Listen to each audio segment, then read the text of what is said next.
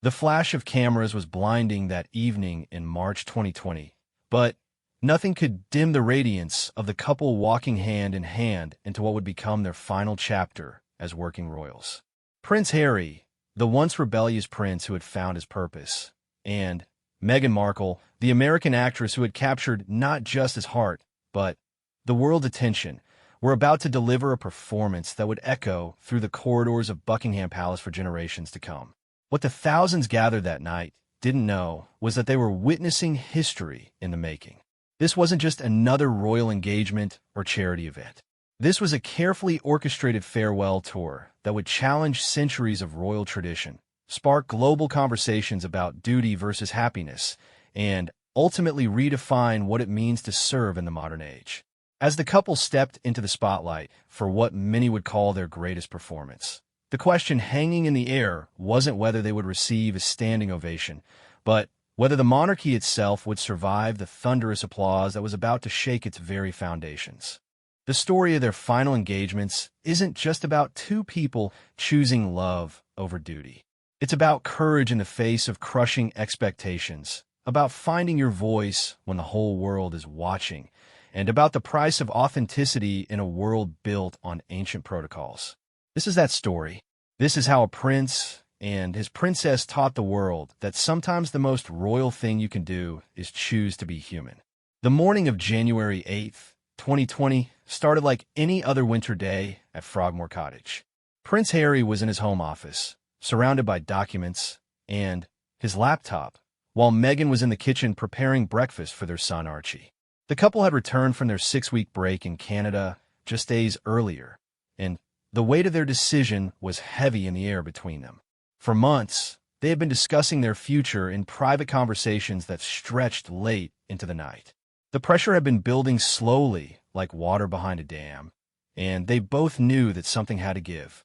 The relentless media scrutiny, the restrictive protocols, and the feeling that their voices were being silenced had created an impossible situation. Harry had been struggling with his role in the royal family for years. The death of his mother, Princess Diana, when he was just 12 years old, had left deep scars that never fully healed. He had watched her struggle with the same media attention that was now focused on his wife, and he was determined not to let history repeat itself. The similarities were too painful to ignore.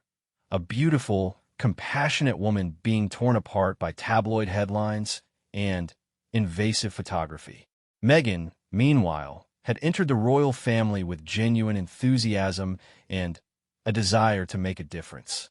She had given up her successful acting career, her lifestyle blog, and her independence to serve the crown. But the reality of royal life had proven to be far different from what she had imagined. Every outfit was criticized, every gesture was analyzed, and every friendship was scrutinized.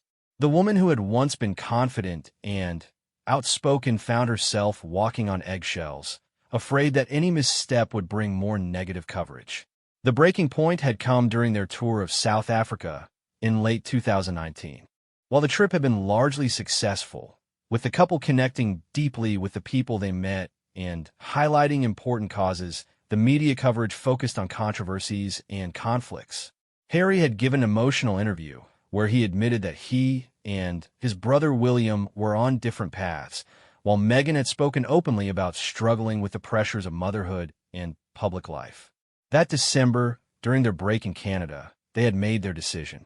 They would step back from their roles as senior members of the royal family and work toward becoming financially independent while still supporting the Queen and the Commonwealth. It was a radical idea that had never been attempted before in modern royal history. The statement they released that January morning was carefully crafted, but devastating in its implications. After many months of reflection and internal discussions, we have chosen to make a transition this year in starting to carve out a progressive new role within this institution, it read. We intend to step back as senior members of the royal family and work to become financially independent while continuing to fully support Her Majesty the Queen. The reaction was immediate and explosive. Within minutes, news outlets around the world were breaking into regular programming to announce the unprecedented decision. Social media erupted with opinions ranging from supportive to outraged. The hashtag Megxit began trending globally, though the couple would later express their frustration with the term that seemed to place all the blame on Meghan. At Buckingham Palace, the Queen was reportedly caught off guard by the public announcement. While Harry had spoken with his grandmother about their plans, the timing and manner of the statement surprised the palace staff. Emergency meetings were called, and senior royals, including Prince Charles and Prince William, were summoned for urgent discussions about how to handle the crisis. The media went into overdrive, with royal correspondents appearing on every news program to analyze what this meant for the future of the monarchy. Some praised the couple for their courage in choosing their own path, while others criticized them for abandoning their duty and leaving the royal family during a challenging period. Behind the scenes, Harry was dealing with a mix of emotions: relief that their decision was finally public, but also sadness about the rift it was creating with his family. He had always been close to his grandmother, and the thought of disappointing her was painful. But he also felt a fierce protectiveness toward his wife and son that overrode all other considerations. Meghan, meanwhile, was experiencing her own emotional turmoil. She had genuinely wanted to make the royal family work, and part of her felt like she was failing. But she also knew that staying in an environment that was affecting her mental health wasn't sustainable, especially as a new mother. The couple's friends rallied around them during this difficult time. Many had watched them struggle with the pressures of royal life and weren't surprised by their decision. Some had even encouraged them to consider stepping back earlier, concerned about the toll the negative coverage was taking on both of them. The next few days were a whirlwind of negotiations between the couple's representatives and the palace. Everything had to be worked out: their titles, their roles, their financial arrangements, and their future relationship with the royal family. It was uncharted territory, and there were no precedents to follow. Queen Elizabeth, despite her initial surprise, approached the situation with her characteristic pragmatism.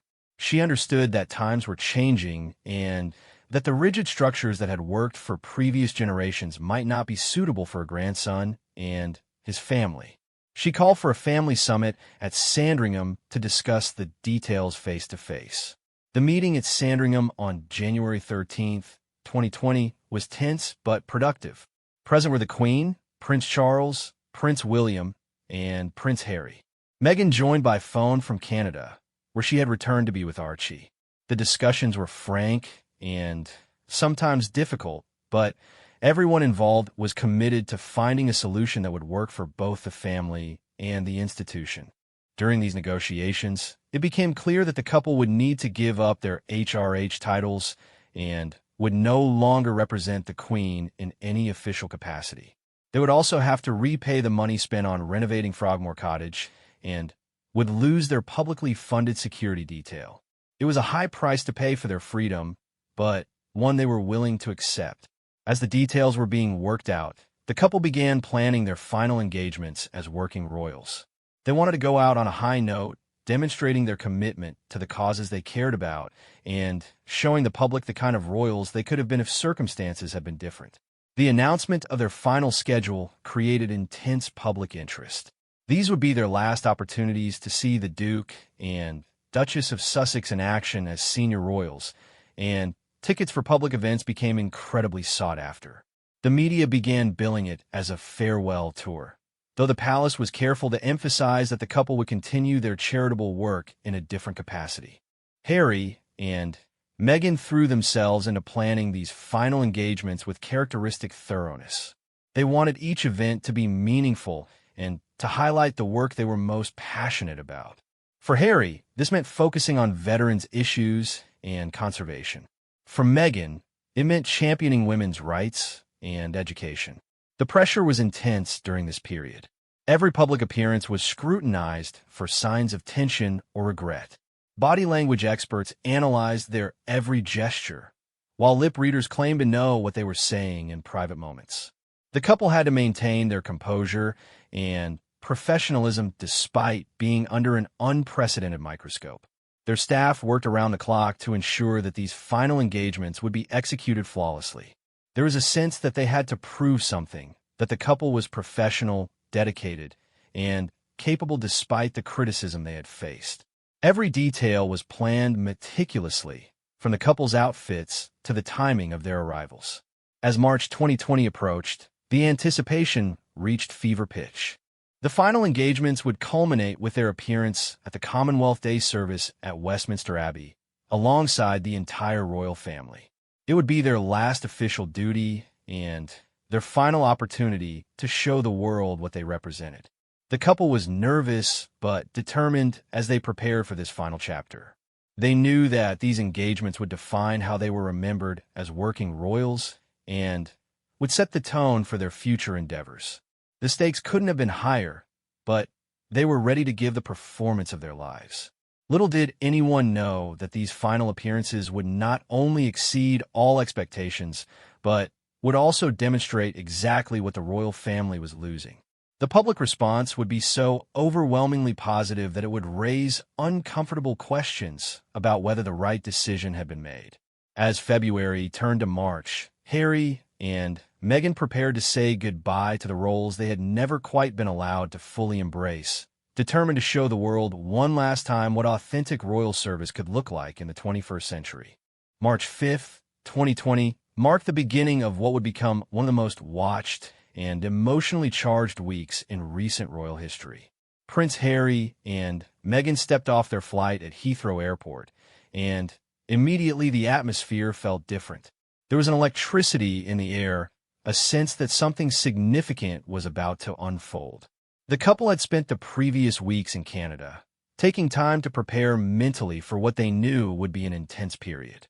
They had used the time to bond as a family, with little Archie taking his first steps and beginning to say his first words. The peaceful environment had given them the strength they needed for the challenges ahead. As their car made its way through London toward their temporary accommodation, both Harry and Meghan felt a complex mix of emotions.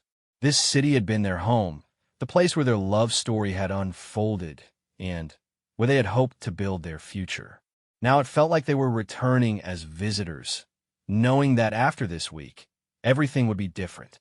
Their first engagement was scheduled for March 5th at the Endeavour Fun Awards, an event close to Harry's heart that celebrated the achievements of wounded, injured, and sick servicemen and women who had used sport and adventurous challenges to aid their recovery. As they prepared for the evening, both knew that this would set the tone for everything that followed. The red carpet outside the venue was packed with photographers and reporters from around the world. When Harry and Meghan emerged from their car, the reaction was immediate and overwhelming. Meghan wore a stunning turquoise dress that seemed to glow under the camera flashes, while Harry looked confident in his classic black tuxedo. But it wasn't their appearance that caught everyone's attention. It was their demeanor. Gone was the tension and uncertainty that had marked many of their recent public appearances. Instead, they looked relaxed, happy, and genuinely excited to be there. They held hands naturally, smiled easily, and seemed to radiate a new kind of confidence. It was as if the decision to step back had lifted a weight from their shoulders, allowing their true personalities to shine through. As they walked down the red carpet, something magical happened. The photographers who had spent months capturing images of the couple looking stressed or uncomfortable suddenly found themselves taking pictures of two people who looked genuinely joyful. The contrast with their previous appearances was striking and didn't go unnoticed by the media.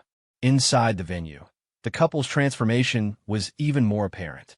Harry's speech was relaxed and heartfelt, filled with the kind of personal touches and genuine emotion that had always been his strength. He spoke about the courage of the veterans in the room and the importance of supporting those who had served their country. His words resonated deeply with the audience, many of whom had followed his journey from a grieving young boy to a man dedicated to serving others. Meghan, meanwhile, seemed to glow as she mingled with guests and listened to their stories. Without the pressure of constantly being evaluated for her royal worthiness, she was able to be herself, warm, engaging, and genuinely interested in the people she was meeting. Her background as an actress served her well, but this wasn't a performance. This was authentic connection. The event's organizers later said that they had never seen Harry more at ease. He spent extra time with the veterans, listening to their stories and offering genuine encouragement. One participant, a former soldier who had lost both legs in Afghanistan, later told reporters that Harry had spent 20 minutes with him, talking not about his injuries, but about his dreams and aspirations. The media coverage of the event was overwhelmingly positive, with headlines focusing on the couple's obvious happiness and their natural ability to connect with people. Social media was flooded with photos and videos from the evening, with many people commenting on how relaxed and genuine the couple seemed. Behind the scenes, the couple's team was carefully monitoring the reaction to their first appearance. They had hoped for a positive response, but the level of enthusiasm caught even them by surprise. It was clear that the public was hungry to see Harry and Meghan succeeding and being happy. The next day brought their visit to the on-side youth zones in East London, where they met with young people from disadvantaged backgrounds. This was exactly the kind of work that both Harry and Meghan were passionate about: grassroots engagement with real people facing real challenges. Meghan wore a simple, elegant outfit that was both approachable and stylish. She had always been criticized for her fashion choices, with some claiming her outfits were too expensive or too casual for royal occasions. But, freed from those constraints, she seemed to have found her perfect style: sophisticated but accessible, expensive enough to show respect for the occasion, but not so flashy as to overshadow the work being done. At the youth center, both Harry and Meghan threw themselves into the activities with enthusiasm. They played games with the young people, listened to their stories, and offered encouragement and advice. Harry, in particular, seemed energized by the informal setting. He had always been most comfortable in situations like this, where he could just be himself without worrying about protocol. One moment that particularly stood out was when Meghan sat down with a group of teenage girls who were discussing their career aspirations. She spoke to them about the importance of education and following their dreams, sharing some of her own experiences and challenges. The conversation was genuine and unscripted, and it was clear that both Meghan and the young women were genuinely enjoying themselves. Harry spent time with some of the boys, talking about sports and their interests. He had brought along a rugby ball and ended up organizing an impromptu game in the courtyard. Watching him laugh and joke with the teenagers, it was easy to forget that he was a prince. He was just Harry, a guy who genuinely cared about young people and wanted to help them succeed. The staff at the youth center later said that they had been nervous about hosting such high-profile visitors, but that Harry and Meghan had immediately put everyone at ease. They had arrived early, stayed late, and seemed genuinely interested in learning about the work being done there. The media coverage of this visit was even more positive than the previous day. Photos of Harry playing rugby and Meghan laughing with the teenage girls were shared widely on social media. People began to comment that this was the kind of royal engagement they wanted to see more of: genuine, unscripted, and focused on making real connections. As the week progressed, it became clear that something special was happening.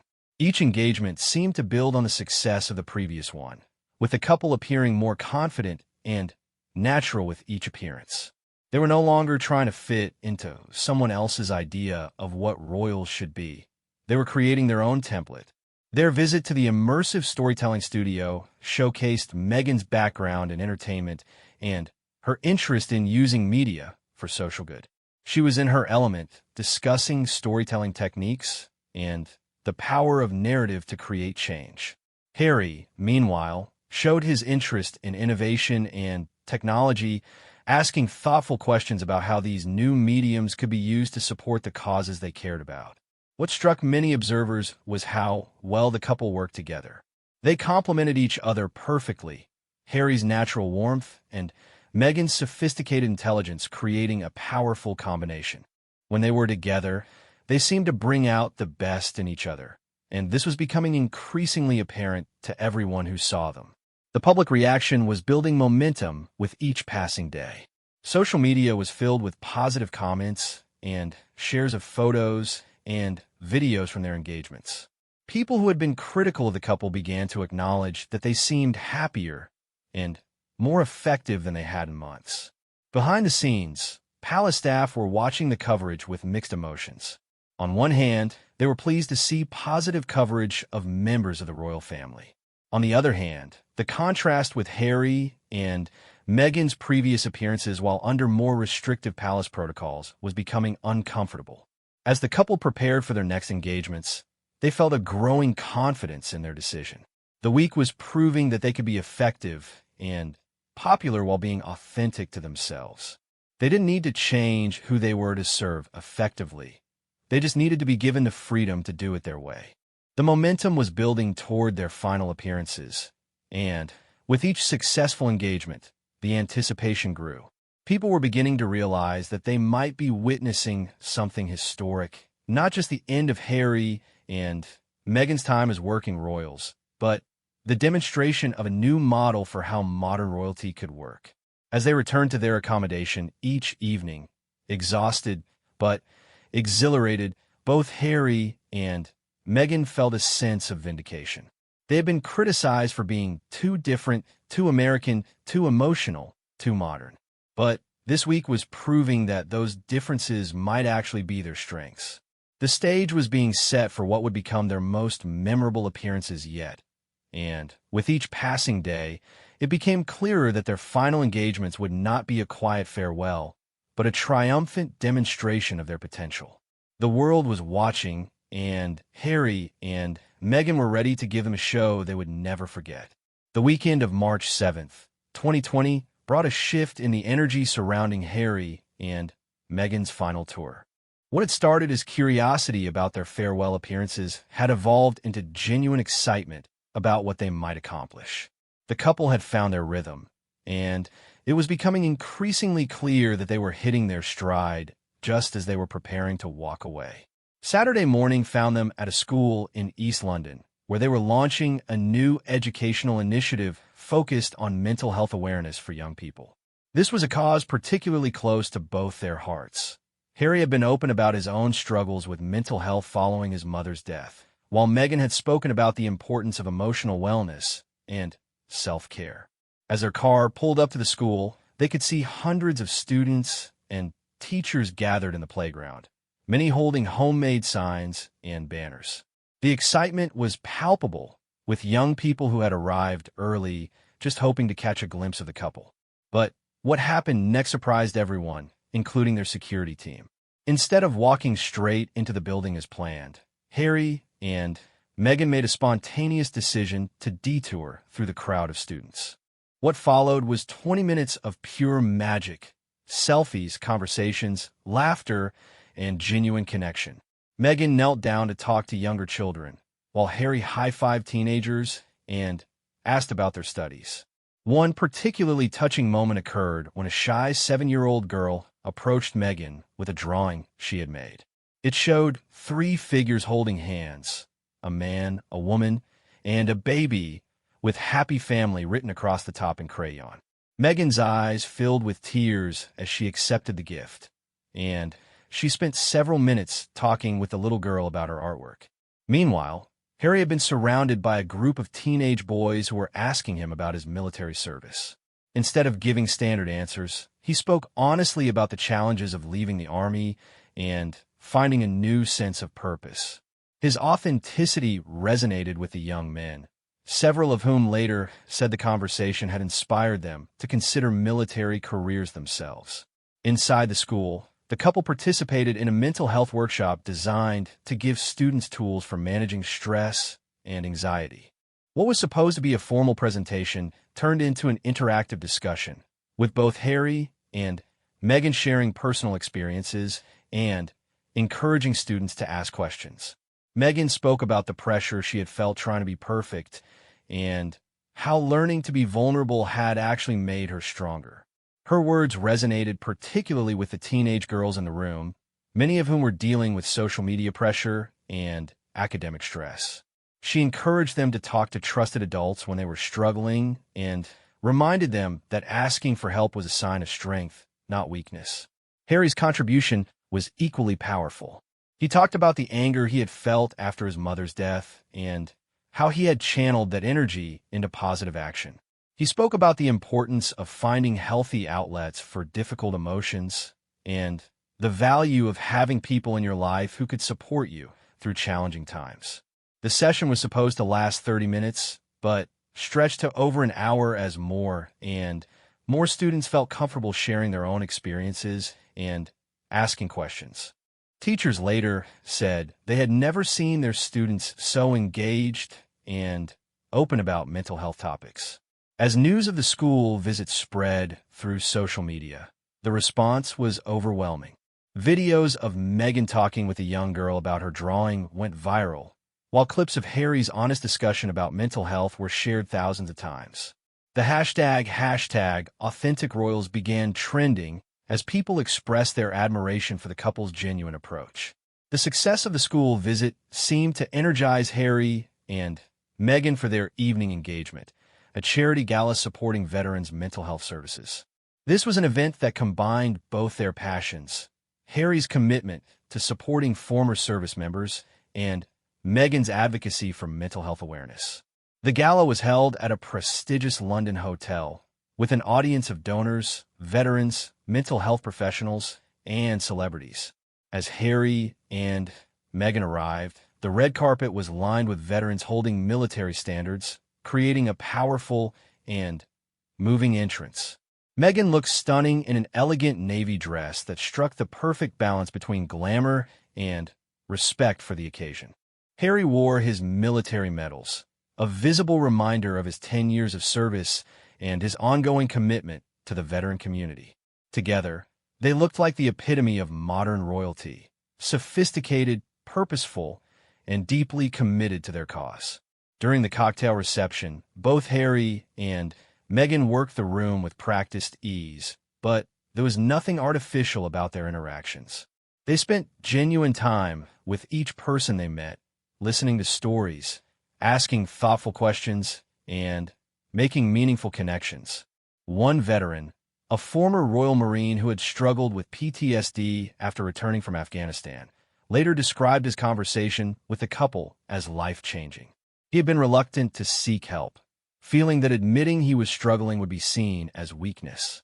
But Harry's openness about his own mental health journey, combined with Meghan's encouragement to view therapy as self-care, had convinced him to finally accept support.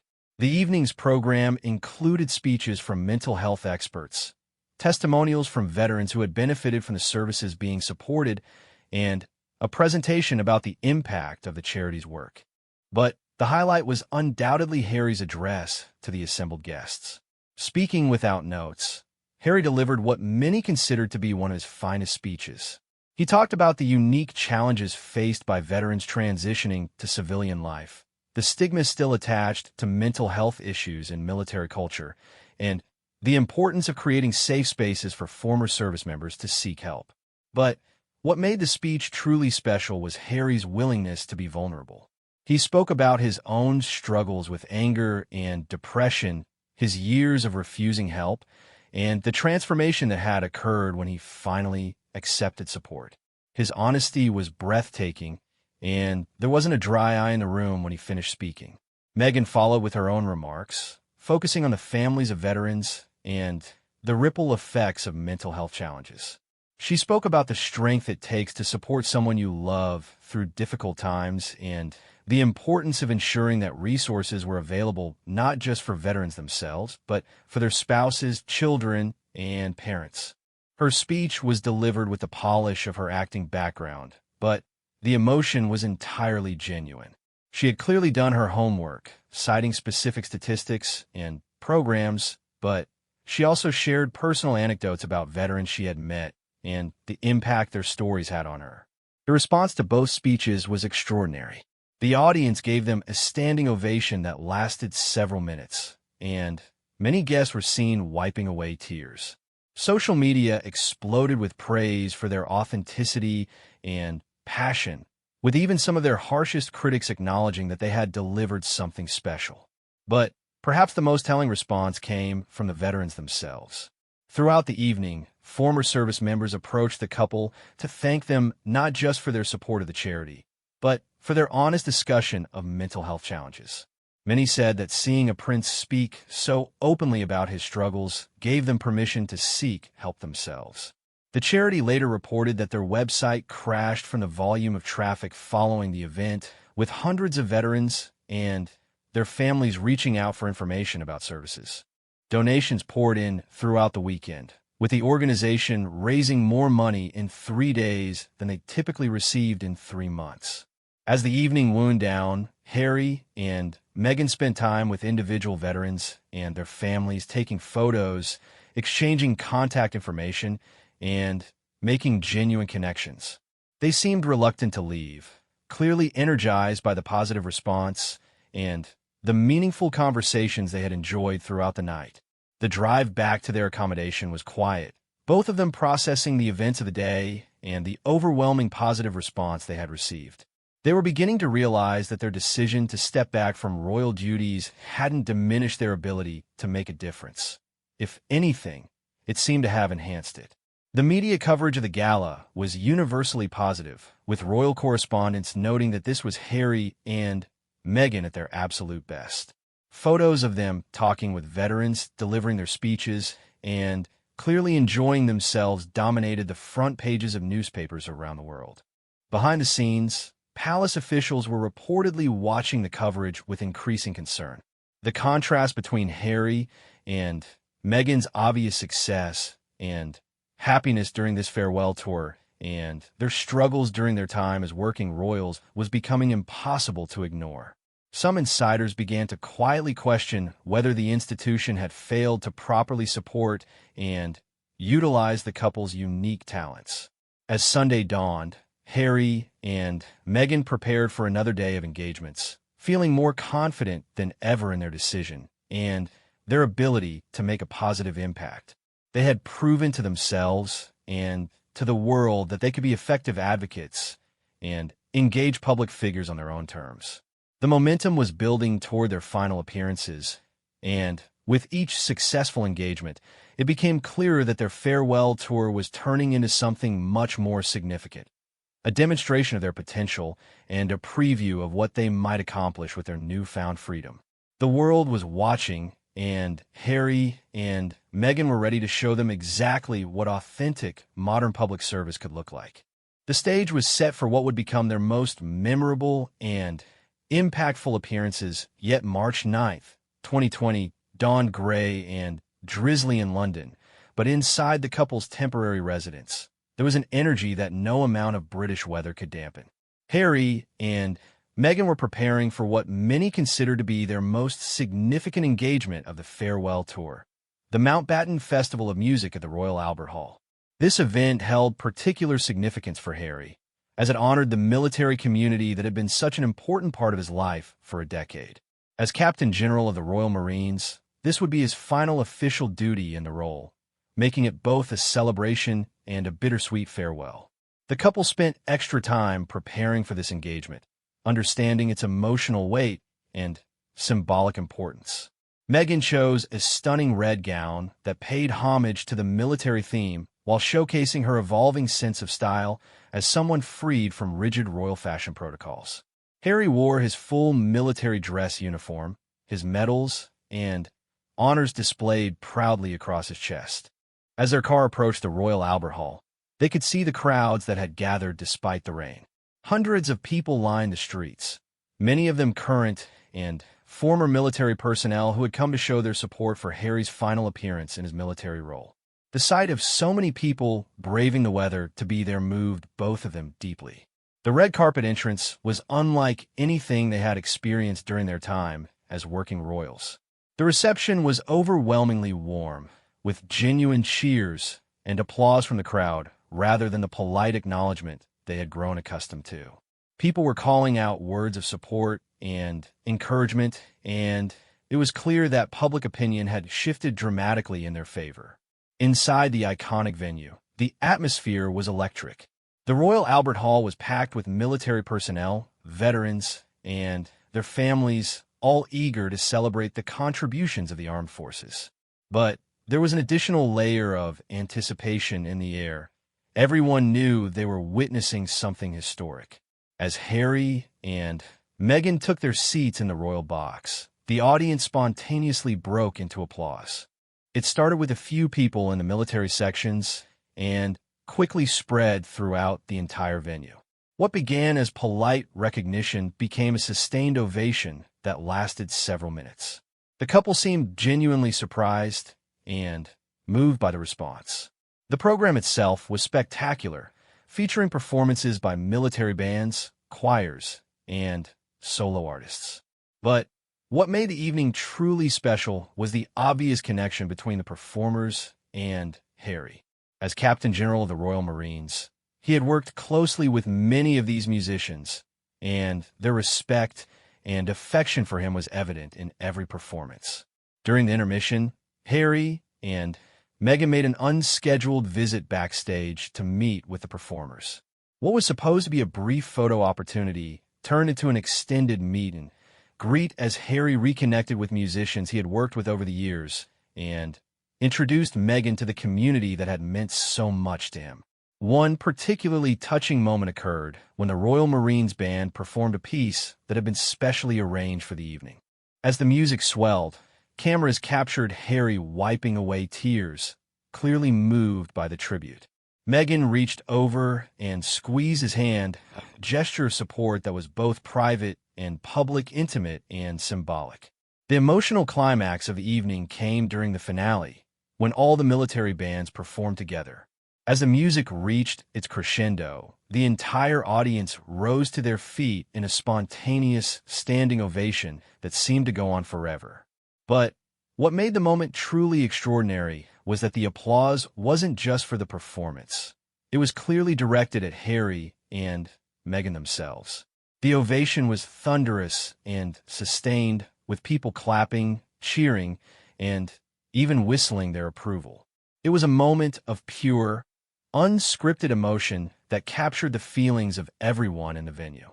Here was a prince who had served his country with honor and distinction, alongside a woman who had embraced the military community with genuine warmth and enthusiasm, being celebrated by the very people whose lives they had touched. As the applause continued, Harry stood and acknowledged the crowd, his emotions clearly visible. Meghan rose beside him, elegant and composed, but the tears in her eyes revealed how deeply moved she was by the response. Together, they represented everything that modern royalty could be: authentic, emotional, and genuinely connected to the people they served. The image of that standing ovation would become iconic, captured by dozens of cameras and shared millions of times across social media. It perfectly encapsulated the public's response to Harry and Meghan's farewell tour. Not sadness at their departure, but celebration of their contributions and hope for their future. After the performance, the couple spent time meeting with military families in the venue's reception areas.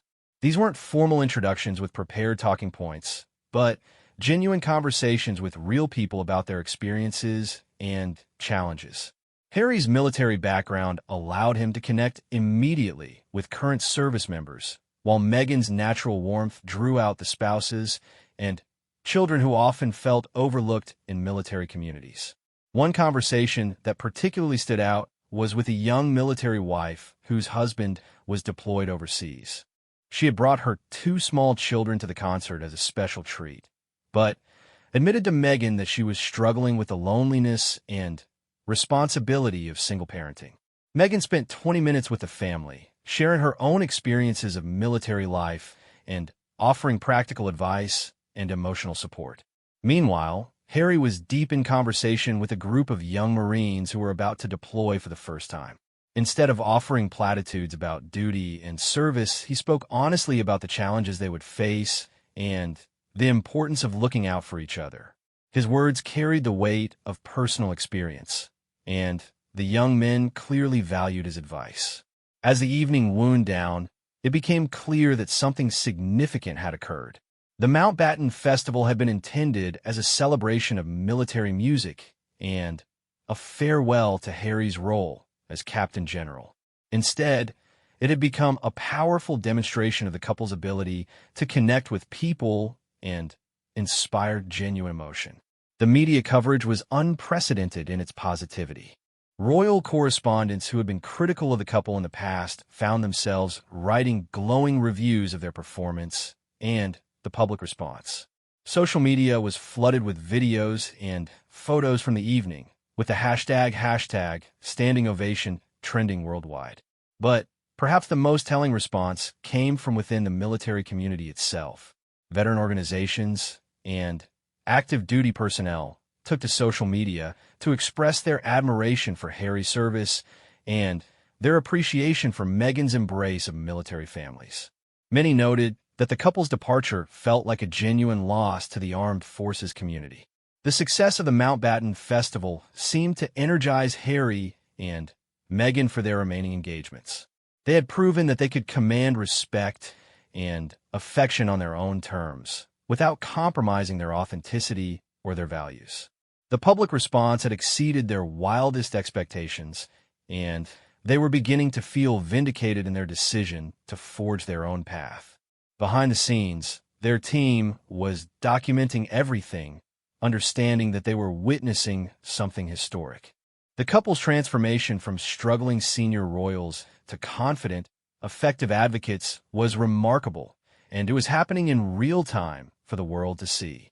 As they prepared for their final engagements, including the crucial Commonwealth Day service at Westminster Abbey, Harry and Meghan felt a new sense of confidence and purpose. They had shown the world what they were capable of when given the freedom to be themselves, and the response had been overwhelmingly positive. The momentum was building toward what would be their final appearance as working royals, and with each successful engagement, the anticipation grew. People were beginning to realize that they weren't just witnessing the end of Harry and Meghan's time in the royal family. They were seeing the birth of something new and exciting. The stage was set for their grand finale, and after the success of the Mountbatten Festival, expectations were higher than ever. The world was watching, and Harry and Meghan were ready to deliver a conclusion that would be remembered for generations to come. As they returned to their accommodation that night, both exhausted and exhilarated, they knew that they had crossed a threshold. They were no longer trying to prove themselves or justify their decisions. They had found their voice, their purpose, and their path forward. All that remained was to show the world one final time what authentic royal service could look like in the modern age. March 9th, 2020 would be remembered as the day that changed everything. As the sun set on Harry and Meghan's penultimate engagement, the entire nation seemed to be holding its breath in anticipation of what was to come. The Commonwealth Day service at Westminster Abbey was just hours away, and with it, the end of an era. The morning of March 9th found the couple in quiet reflection at their London residence. This would be their final day as working members of the royal family, and the weight of that reality was settling in.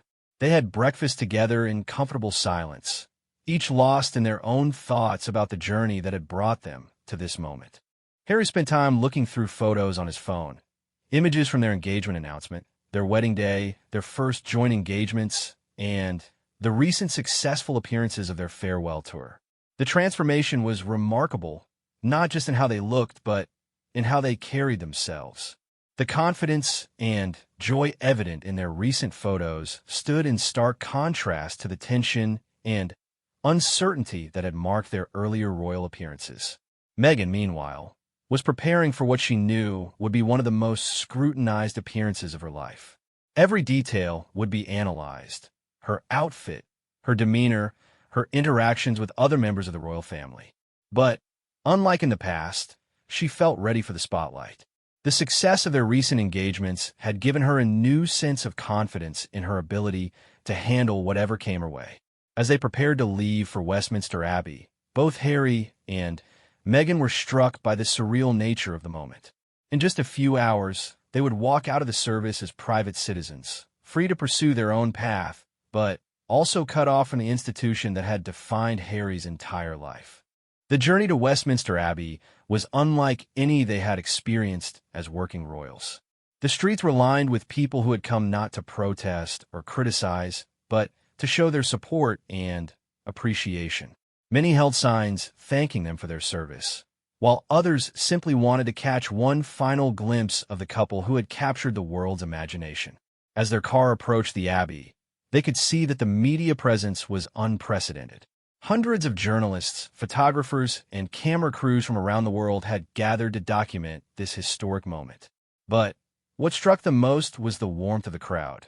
These weren't people who seemed angry or disappointed by their decision, but rather individuals who appeared to understand and support their choice. Inside Westminster Abbey, the atmosphere was charged with anticipation and emotion. The congregation included world leaders, heads of state, and representatives from across the Commonwealth, all gathered for the annual celebration of the family of nations. But everyone knew that the real focus would be on Harry and Meghan and their final appearance alongside the rest of the royal family. As they entered the Abbey, walking behind other members of the royal family, the couple maintained their composure despite the intense scrutiny. Meghan looked absolutely stunning in a vibrant green ensemble that seemed to glow against the ancient stonework of the Abbey. The color choice was seen by many as symbolic, green representing growth, renewal, and new beginnings. Harry wore a dark suit rather than military uniform, a visible reminder that his military appointments had already been relinquished. But rather than diminishing his presence, the civilian clothes seemed to emphasize his transformation from prince to private citizen, from duty-bound royal to free agent. The service itself was beautiful and meaningful, celebrating the diversity and unity of the Commonwealth nations. But all eyes were on the royal family members, looking for any signs of tension or emotion. What they saw instead was a picture of dignity and grace under pressure. Throughout the service, Harry and Meghan participated fully in the proceedings, singing hymns, following prayers, and maintaining appropriate decorum. But there were small moments that spoke volumes, a shared glance, a gentle touch, a quiet word of encouragement. They were supporting each other through this difficult transition with the same grace they had shown throughout their farewell tour. The moment that would become most remembered occurred during one of the hymns. As the congregation sang together, the camera captured Meghan's face as she looked around the Abbey, taking in the grandeur and history of the moment. There was no sadness in her expression, but rather a sense of appreciation for the experience and anticipation for what lay ahead. When the service concluded, the royal family processed out of the Abbey in order of precedence. As Harry and Meghan made their way down the aisle, something extraordinary happened. The congregation, which included some of the most powerful and influential people in the world, began to applaud. It started quietly, with just a few people clapping respectfully. But within moments, the applause grew stronger and more sustained. Soon, the entire Abbey was filled with the sound of appreciation and support for the couple who had chosen to forge their own path. The applause was unprecedented in the formal setting of Westminster Abbey during a royal service. It was spontaneous, heartfelt, and clearly directed at Harry and Meghan personally. As they walked through the Abbey acknowledging the applause, both seemed genuinely moved by the response. Outside the Abbey, the scene was even more extraordinary. Thousands of people had gathered in the streets, and as Harry and Meghan emerged from the service, they were greeted with cheers, applause, and chants of support. The crowd was diverse and enthusiastic, representing people from all walks of life who had been touched by the couple's story. The couple spent several minutes greeting well-wishers, taking selfies, and accepting flowers and gifts.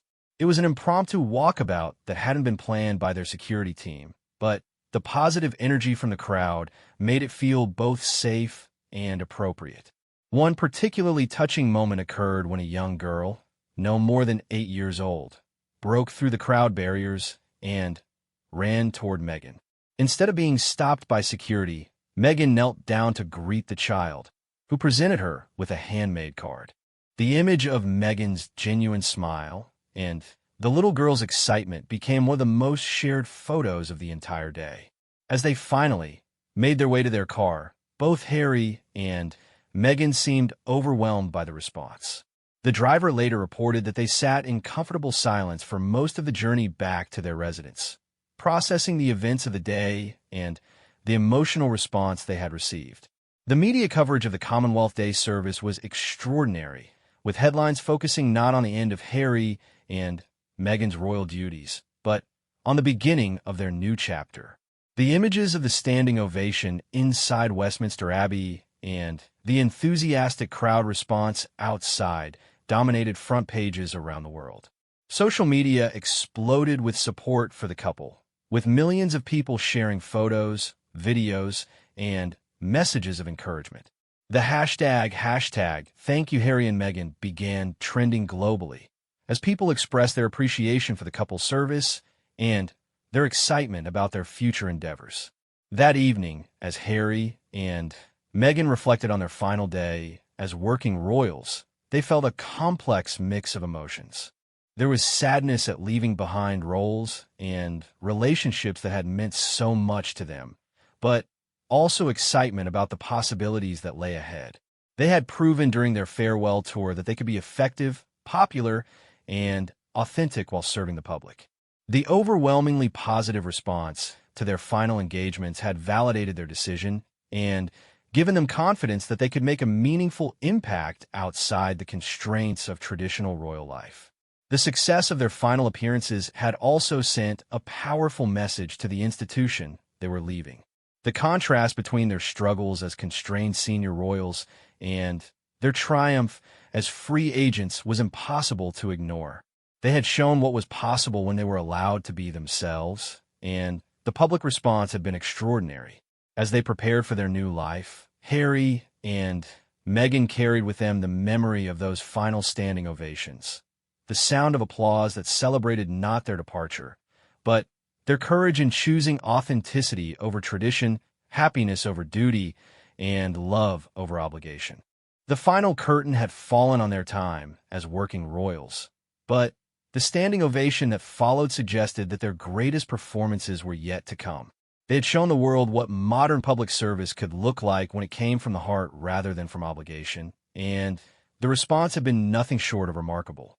Their story as senior royals had ended, but their story as independent advocates and global citizens was just beginning.